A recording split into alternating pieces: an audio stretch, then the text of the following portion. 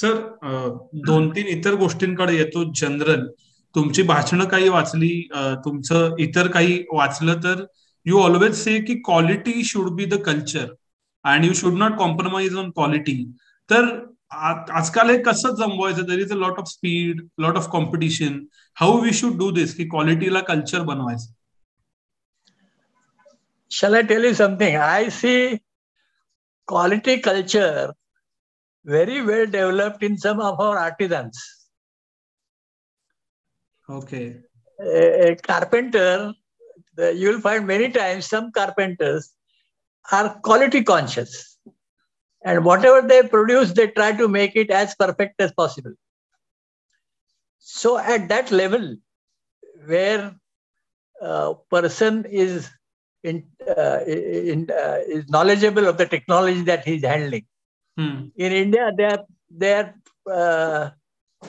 I would say, very active in terms of that. Cannot be said of big companies, but you see a lot of small startups now in India who are fairly leading. I mean, you see some electric vehicles being made in Bangalore and Hyderabad and other things.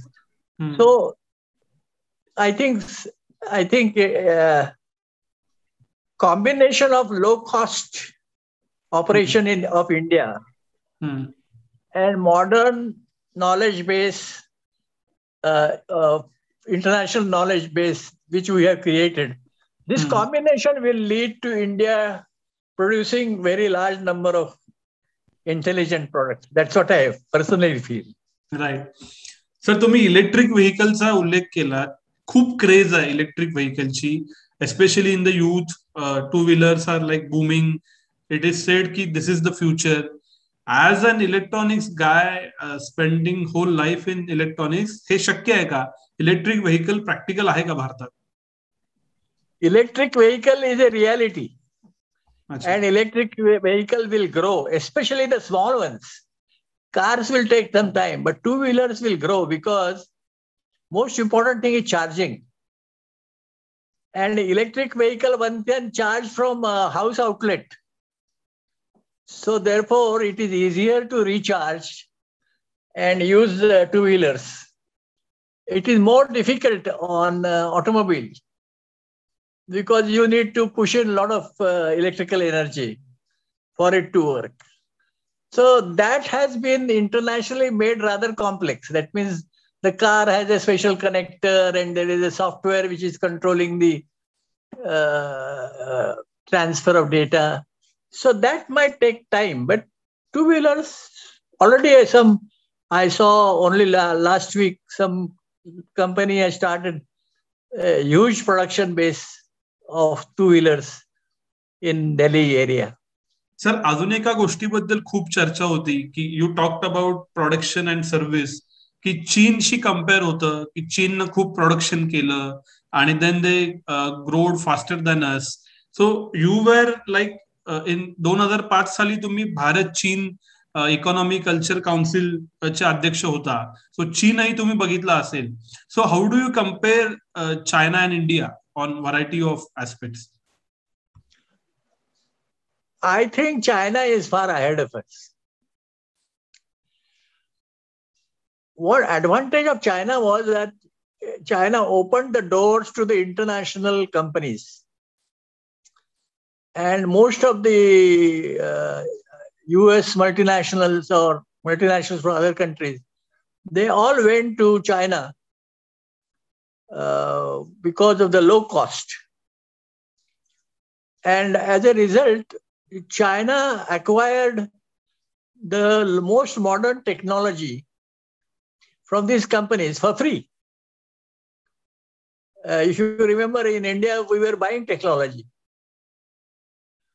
But China got it free because these people wanted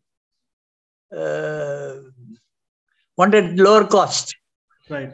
So I think it is the US multinationals who has built modern China. But I think young Indians have mastered technology pretty closely. So therefore, this will happen automatically. India will have technology companies in software and as well as hardware. It's already happening. And because of our low-cost manpower, a lot of international companies will come to India, like they went to China in the past. Now there is a lot of fear and aversion towards China, and that can become very useful for India to attract international community. पण sir हे करताना एखाद्या तरुणानं स्वतःमध्ये काय skill आणली पाहिजेत किंवा काय गोष्टी केल्या तर हे सोपं होऊ शकतं from your experience? I personally feel anybody who, firstly, you must have an ambition to be an entrepreneur. And if you have an ambition to be an entrepreneur, then you must have the grip on some portion of technology where you can make a mark. If that combination comes together, then these enterprises will grow. And they are growing. I am 87. Right. And when I started in 62, I was a young man. Right. So at that time, there was no electronics company. You can say ours was the first one. True. And then I think not many people ventured to start their own companies. For a long decades, nobody came. APLAB had no competitor. Even today, APLAB has limited competition as far as India is concerned. True. So I suppose a lot of enterprising youngsters are coming forward, and they would make some good Indian companies. तुम्ही ज्या व्यवसायात आलात तो खूप नवीन व्यवसाय होता. त्यावेळी तेव्हा तर कोण नव्हतं, आजही कोण नाहीये. तर मग तुम्ही हे सगळं APLABचं शेप अप करत असताना कशी मदत झाली? काही वाचून शिकलात का? कुठल्या गाईड कडून शिकलात का? कुठल्या मेंटॉर मिळाला का? ते सगळं कोण होतं या APLABच्या जर्नीमध्ये? You see, my engineering graduation and subsequent experience in manufacturing equipment for TIFR gave me enough confidence to develop products that India needs. And that's how we started making products. Initially, I was basically, as I told you, involved in medical electronics for some time. And therefore, many doctors at that time operating in Mumbai, like Dr. P.K. Sen, Dr. Dastur, several other, Dr. Grant in Pune, they all became my customers because I decided to make medical equipment. And I make cardiac defibrillator in case of heart attack, you give a shock, right? So I made cardiac defibrillators. I made bedside pacemakers for these people. So my initial product line was in this area, in medical electronics. But later on, for making modern medical electronic equipment, I needed to import some parts. For instance, to tell you, when you make a DC defibrillator, you need a very special relay. And at that time, when I applied to the government that I want to import relays, because import license was required. So somebody in Delhi wrote to me, no, the relays are made in India, you use Indian relays. No, I could not use electromagnetic relay for this purpose. So like that, some lot of foolishness I realized in Delhi bureaucracy, who did not understand the technology, but they had the power to stop. And that's how, when I went to Delhi, I went almost as an angry man and told Mrs. Gandhi, what are we doing? And then I could change things. तुम्ही retirement घेतलीत ॲपलॅबच्या day to day कामातून जवळपास 10 वर्षापूर्वी. तर आता तुम्ही वेळ कसा घालवता? हाऊ do you keep up with changes? कारण टेक्नॉलॉजीज तुमच्या मनातला जो असेल तो अजून ऍक्टिव्ह आहे. तर हाऊ do you spend your time? For the last few years, I am basically writing what I think, not only on electronics, on general life, right, on managing old age, for instance. And so I write my blogs. That is one activity that keeps me engaged. I follow what is happening in the world of electronics on internet. And I give lectures in colleges for students. Few colleges invite me, so I go and deliver lectures. So by and large, more can happen, but age has its own limitation. Sir, but my mobility, right, yeah. Luckily my mobility is still there, but it's not like a young man. Sir, तुम्ही खूप कॉलेजेसमध्ये जाता आणि लोकांशी बोलता. तर आता engineers खूप झालेत, खूप कॉलेजेस आलेत. तर डू यू फील की the quantity has increase but the quality is reduced of engineers in all domains? Our engineering colleges are stamping out people as graduates. They are not making engineers. Engineering is a hands-on technology. And none of these colleges are hands-on. Their teachers are not hands-on. The faculty that they have, like I always used to say, just as medical colleges,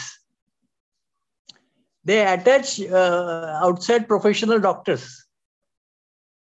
And they are the ones who teach students in medical colleges, especially hospital practice. There is nothing like that in India. So I have suggested to many engineering colleges that you tie up with an industry. Tie up with that industry. Send your faculty to work there for a couple of years to get hands-on capacity. These things are. These teachers today are paid so well paid that there is no incentive for them to do something unusual. Sir, पण इतकी वर्ष घालवल्यानंतर आज तुम्हाला समजा काही learnings तुमची सांगायची असतील किंवा या 3-4 गोष्टी आहेत की ज्या तुम्हाला सांगाव्याशा वाटतात आजच्या तरुणाईला, आजच्या टेक्नॉलॉजीजना, तर त्या काय असतील? In my opinion, your grip on technology is very important. Second important thing for every engineer, the most important thing is knowledge of materials and properties of materials. You can't make an engineering product unless you know plastics, what is thermoplastic or thermoset plastics, molding technology, metals, alloys, what is the proper alloy, whether you should phosphor bronze or you should use this.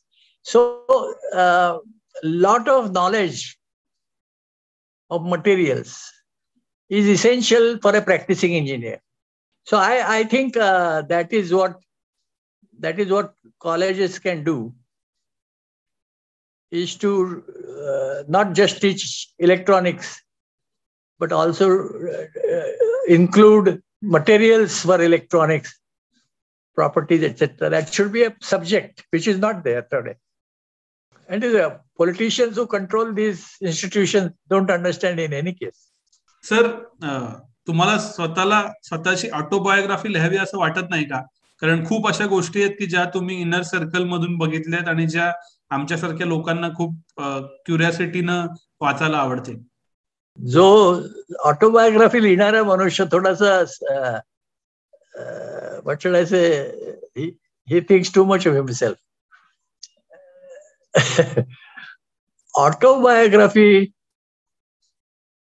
does not convey what needs to be done by youngsters. It talks about himself. If I write an autobiography, I will tell what I did this, I achieved this, I did. It's a good reading, but it doesn't help to become an entrepreneur.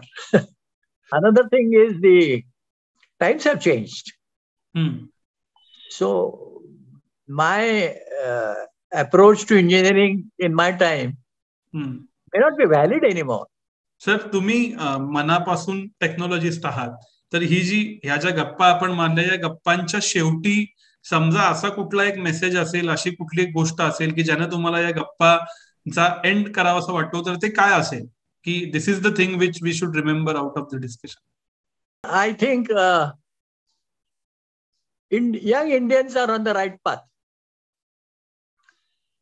And the kind of, if the government supports these youngsters, I was talking to this Maharashtra government minister, Desai, how to support electronics. I said, look at China, what China does. China gives low-cost galas. In China, when I was very regularly visiting China in the early 90s, government was giving at 2 rupees a square foot factory space. Here MIDC wants to charge huge amount of money, probably lakhs and crores, to provide space. This doesn't make sense. If you want to develop industries in the state, then you should be giving free facilities to young entrepreneurs to come forward and benefit from those facilities. You can't, MIDC has become a money-making institution, not a industrial promotion organization anymore. एक वेगळा perspective समजला. Technologist अजूनही कसा विचार करतो आणि खूप कमी शब्दांमध्ये खूप जास्त गोष्टी शिकायला मिळाल्या, ज्याला आपण क्रक्स म्हणतो. तर त्याबद्दल थिंक बँक कडून सर तुमचे खूप खूप आभार. आणि इतक्या सगळ्या गोष्टीतून तुम्ही वेळ दिलात आणि आम्हाला तुम्हाला ऐकायला मिळालं. खूप कमी तुमचं डॉक्युमेंटेशन इंटरनेटवरती अवेलेबल आहे, तर थिंक बँक वरती ते असेल याचा आम्हाला आनंद आहे. त्यामुळे बिझनेस गप्पामध्ये आज इथंच थांबूया आपण. देवधर सर, तुमचे खूप खूप आभार. धन्यवाद. थँक्यू.